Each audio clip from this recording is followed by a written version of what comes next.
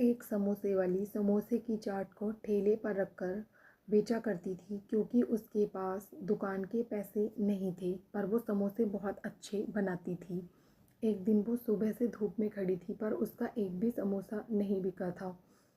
वो बहुत परेशान थी क्योंकि उसके घर का राशन, सारा सामान भी ख़त्म होने वाला था।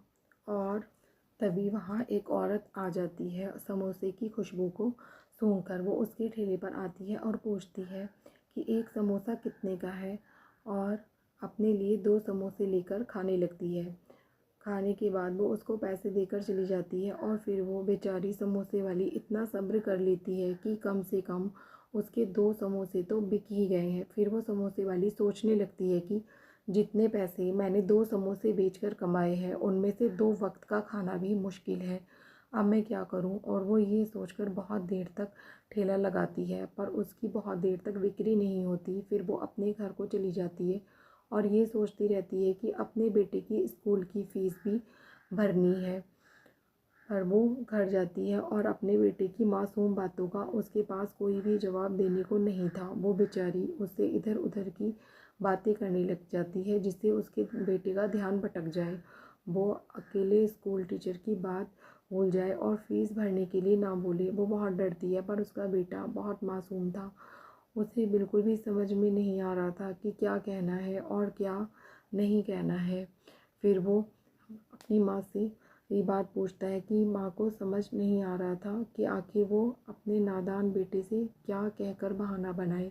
वो उसे बुलाती है। फिर वो अगले दिन इस उम्मीद से वहाँ जाती है कि शायद आज उसकी बिक्री हो, लेकिन बहुत देर तक उसका एक भी समोसा नहीं बिका। लेकिन फिर शाम होने लगी थी और ठेला रखने का टाइम हो गया था, पर वो थोड़ी देर और इंतज़ार कर रही थी कि शायद कोई ग्राहक आ जाए।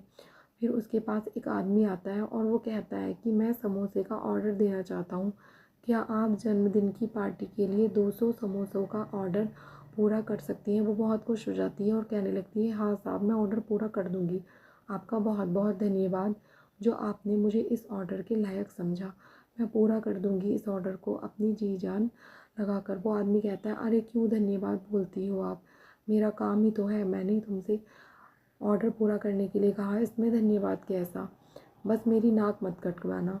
फिर वो थोड़ी देर बाद बहुत खुश हो जाती है और अपना घर आ जाती है और बहुत प्यार से अपने बेटे को आवाज़ देती है और कहती है, बेटा तुम परसों को अपनी स्कूल की फ़ीस दे देना और बहुत अच्छे से पढ़ाई करना। वो कहता है, माँ आपको इतने सारे पैसे कहाँ से मिलेंगे? वो कहती है कि मुझे एक सेठ ने पार्टी के लिए 200 समोसे का ऑर्डर दिया है और मुझे इतने सारे पैसे भी मिलेंगे। फिर वो अगले दिन वहाँ पहुँचती है तो सेठ उसे एक छोटा सा बैग देता है और कहता है कि शाम 7 बजे समोसे घर पर दे जाना। वो खुश हो जाती है और उसे एक बार और शुक्रिया करने लगती है। फिर वो कहने लगता है, तुम कितनी बार मुझे शुक्रिया करोगी, और इसमें शुक्रिया की कोई बात नहीं है, मैंने तुम्हें पहले भी समझाया था ना। ये बैग ले लो, जाओ, इसमें पैसे हैं। वो कहती है, सेठ जी रुक जाइए, मैं एक बार पैसे गिन लेती हूँ। सेठ कहता है, ज़रूर गिन लेना, लेकिन प्लीज़ यहाँ मत गिनो, यहाँ तो चोर उचक्के होते हैं, इसे घर ले जाकर गिनना। वो अपने घर पहुँचती है और खुशी के मारे फूली नहीं समा रही थी। उसे लग रहा था कि राशन लेगी, बेटे की स्कूल की फ़ीस जमा करेगी और उसके लिए वो सब करेगी जो वो करना चाहती थी।